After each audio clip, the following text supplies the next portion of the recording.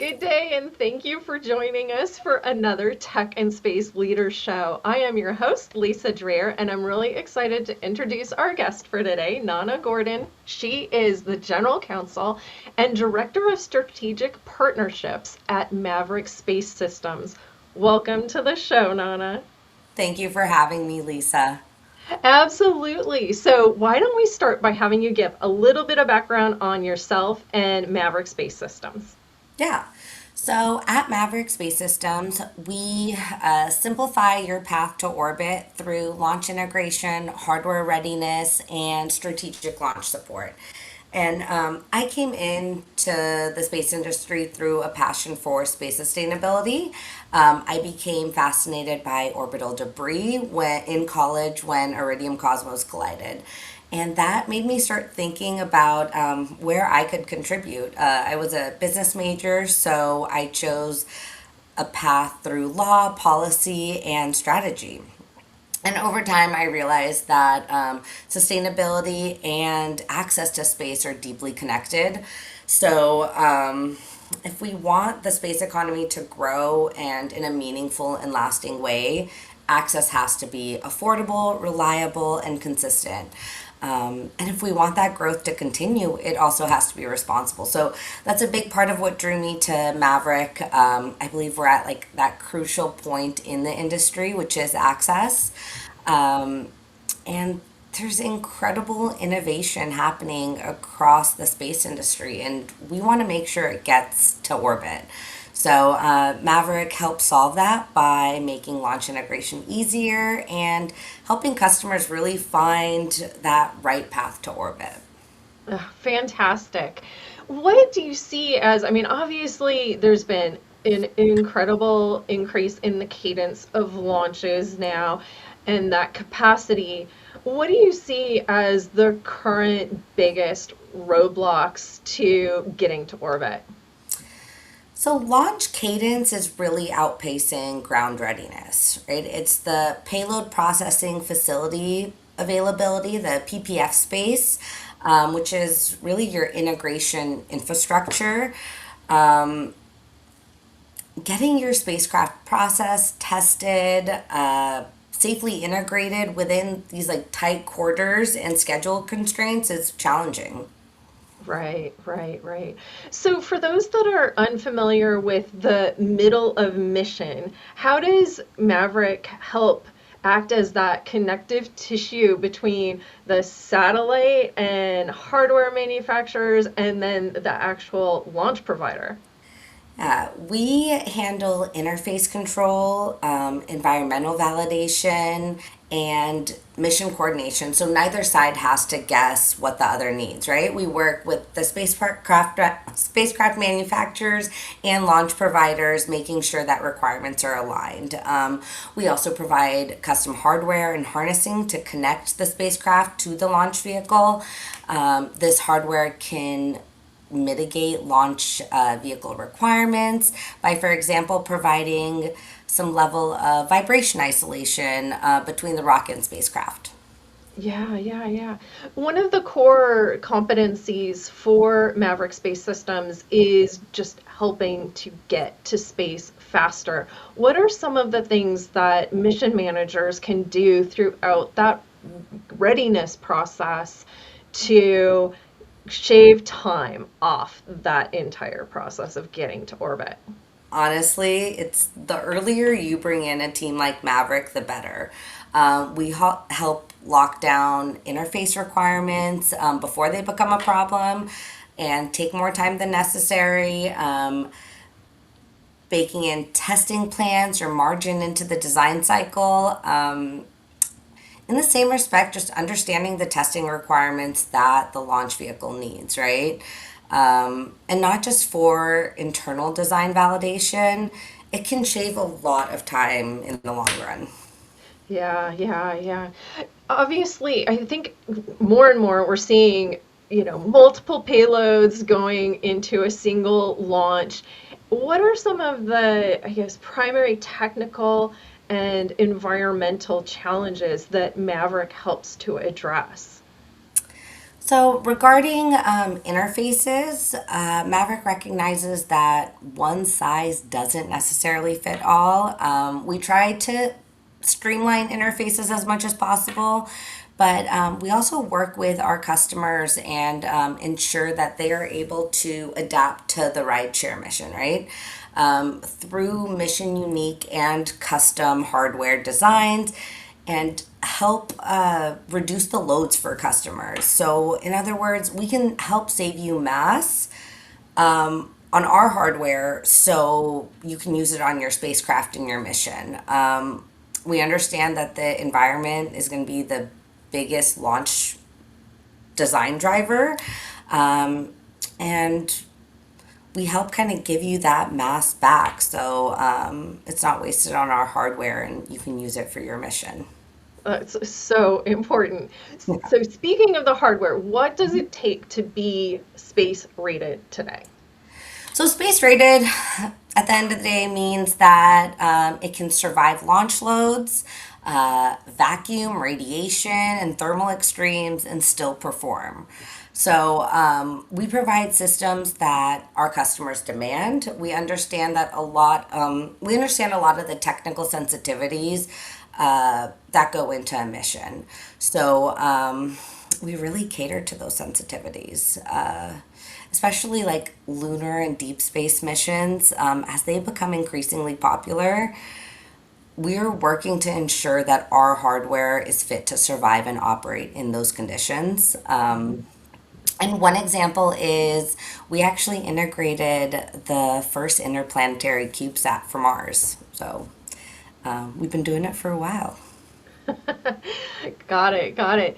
In terms of the whole launch brokering process, how do you kind of work through that manifest Tetris that occurs when there's, primary payload experiences that tend to shift or there's technical delays? How do you address that? Yeah, so launch delays are certainly a challenge, and we do our best to maintain launch schedules within contractual windows. Part of the understanding when writing like has a secondary payload is that there might be some delays, and we work really hard to communicate all of that as early as possible and flow down information and schedule updates as quickly as possible so everyone knows kind of is on the same page. And part of it is constraint optimization, right? So we are able to reshuffle everything and work with launch providers and other partners to find and fill slots if anything happens. We maintain super close relationships with launch providers, basically all the major players. So, launch providers, other partners in the industry, and that gives us a lot of flexibility in that game of Tetris. Excellent, excellent. There's a lot of startups, new space startups coming into the market. There's a lot of first-time launchers. For the payload developers, what are some of the most common misconceptions that they have about this whole integration process? Honestly, it's one that I had too. I could not believe how long it takes. It is such a long and complex process leading up to the launch date. Honestly, before I started at Maverick, I don't think I fully grasped the complexity of the engineering challenges that they go through and how nuanced the problems can be.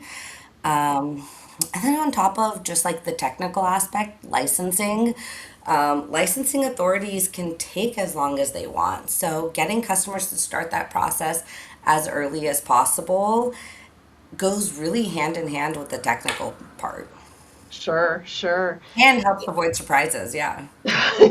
Yeah, which is the most important thing, right? Yeah. Yeah. When you look at the relationship between third-party integrators and the big launch providers, how has that evolved and I guess become more standardized in terms of the rideshare environment? Honestly, it's become an incredibly close partnership. We collaborate with them with all launch providers as if they're part of our team, right? Launch providers are not just service providers to us. They're super close partners, and we have regular touch points with them. We work really close together on every mission. Wow, that's amazing. That's amazing. When you look toward more diverse orbital destinations beyond Leo, and I think you kind of mentioned lunar earlier, how must that launch integration service support really evolve to support that and handle those requirements for deep space? So, launch dates and schedule pressures are going to become even more critical for deep space missions, especially so for launches that go beyond the moon, right? Um, where launch windows don't open up very often, like maybe every other year if you're lucky. So, while the launch vehicle requirements for deep space are usually pretty similar to LEO and polar missions, um, the satellite themselves still have to be compatible to that deep space environment, which is going to inevitably add complexity, regardless of what the launch vehicle requires. Right, right, right. You've kind of really emphasized the importance of getting started early. What are some of the other things that, you know, mission managers should really be considering early on in that process? And how early are we talking? Are we talking years or, where does that start? I think some of the smoothest missions would really be getting us in on the design phase, right? Just it doesn't even have to be heavily involved. Just a call to make sure we can inform the design can really save you time and cut out any redesigns. And a lot of our customers do that once they have their initial design, they will come to us and have us kind of inform it. And those are probably the smoothest partnerships. Right, right, right. Okay, so beyond, once you actually get launched, the mission is out in space, the fairing separates, and deployment signals starts coming in. How do you kind of define success for a mission? Um, Ultimately, our definition of success comes from how satisfied you, our customer, is, right? With our service, our support. It really is a partnership. And during that integration process, we become part of your team. We go that extra mile to make sure that you're getting the support you need and through the launch and deployment process, right? We stay in touch with our customers as they make first contact. We help ensure that they're tracking and identifying their object correctly through like spacetrack.org. We're really in it from design phase to when you yourself consider your spacecraft successful. Excellent, excellent. So you had a launch back toward the end of March. I think it was actually on March 30th. And then I think you have a couple more launches coming up. What are some of the, at least maybe missions you can talk about, that are the most exciting things that are involved in these, recent and upcoming launches? Some of my favorite are the university ones, right? We had one with Cal Poly, which is our local university. Um, yeah, those and might be the ones that we're able to talk about as well are the university missions. Excellent, excellent. Well, Nana, I want to thank you so much for making time to be here today. If someone wanted to learn more about Maverick Space Systems, what should they do? Reach out to us on LinkedIn, on our website. You can reach out to any one of us if you just head to LinkedIn or the website. It's maverickspace.com. Excellent, excellent. Well, thank you again for making time to be here today. We really appreciate it. And we look forward to watching as these additional launches get off the ground and as you work on some really exciting integration programs as well. Thank you so much. Thank you for having me, Lisa. This was wonderful. Absolutely. And I do want to thank GuideForce for hosting these sessions. To learn more about GuideForce, you can visit guideforce.com. And we'll see you next time on the Tech and Space Leaders Show. Thank you.